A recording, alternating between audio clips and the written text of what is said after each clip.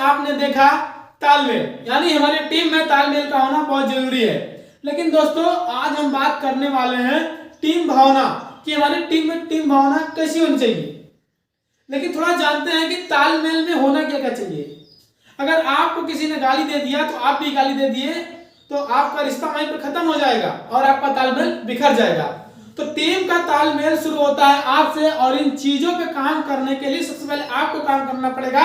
आप एक टीम के अंदर बैठते हैं, अगर आप लोगों के जैसे कैप्टन हो गया, यदि कैप्टन जैसा करेगा तो बाकी अन्य जितने भी खिलाड़ी रहेंगे सब उसी की तरह करेंगे। अगर कैप्टन नहीं सही रहेगा तो कोई नहीं सही रहेगा। इसलिए पहले जो गुरु है, जो मेन है, पहले उसको सही होना पड़ेगा, उसके अंदर क्वालिटीज लानी होंगी।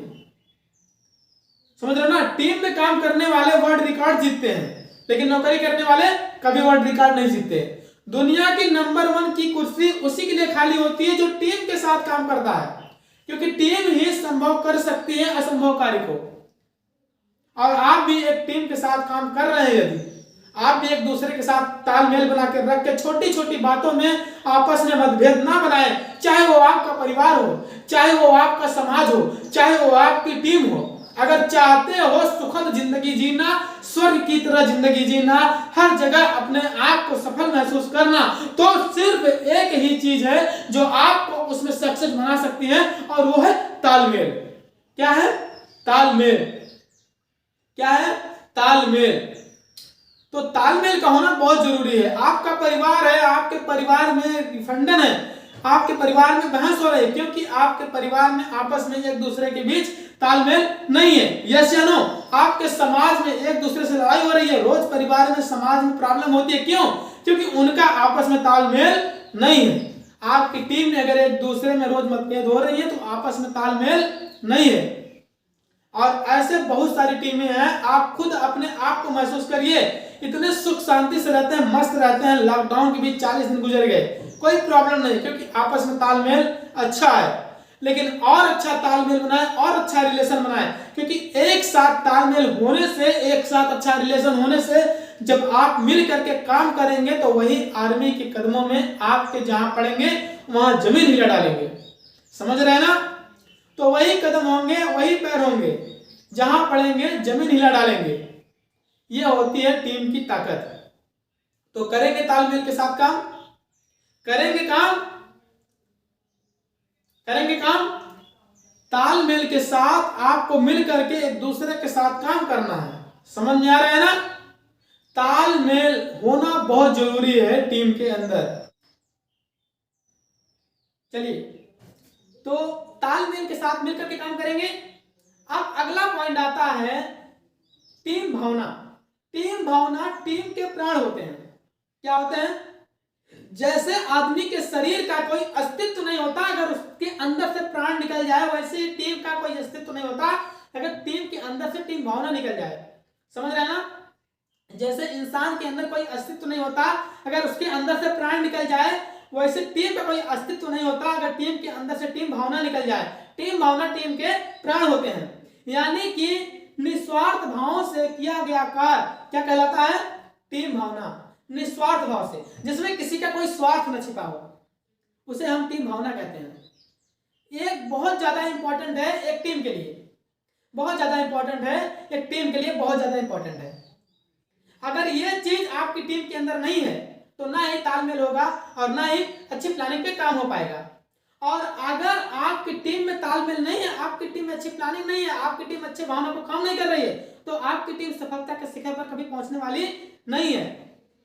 कभी भी आपकी टीम एक बड़ी सक्सेस अचीव करने वाली नहीं है। अगर आप चाहते हैं कि एक बड़ी सक्सेस आप अचीव करें, एक एनवायरनमेंट क्रिएट करें, आप लोगों के लिए एग्जाम्पल बने, इंस्पिरेशन बने, तो आपको टीम भावना में काम करना पड़ेगा। सबसे ज्यादा इंपॉर्टेंट है, अगर आप चाहते हैं तो आपको टीम भावना में काम करना पड़ेगा। यह बहुत ज्यादा इंपॉर्टेंट है, most important point in team work. सबसे ज्यादा इंपॉर्टेंट मैं इसको समझता हूं टीम वर्क के अंदर। यह होती कैसे है टीम के अंदर? क्या आपको पता है? लोग एक दूसरे के लिए, जैसे कि अभी मैंने आपको तालमेल पे कहानी सुनाई, स्वर्ग के अंदर लोग अपने लिए काम नहीं कर रहा था। किसके लिए काम कर रहा था? एक दूसरे के लिए काम कर रहा था, एक दूसरे के लिए काम कर रहा था, जिसकी वजह से हुआ क्या? स्वर्ग। कि उस जगह को ही स्वर्ग बना दिया। अगर आप एक दूसरे के लिए काम करना शुरू कर देंगे, फीलिंग जिस जगह पर, फीलिंग भावनाएं जिस परिवार में, जिस समाज में या जिस टीम में, ये टीम भी हमारा एक परिवार ही है, जिस समाज में, जिस टीम में ये भावना उत्पन्न हो गई कि हम खुश रहें या ना रहें, लेकिन हमारे भाई को कोई प्रॉब्लम नहीं होनी चाहिए। समझ में आ रहा है ना?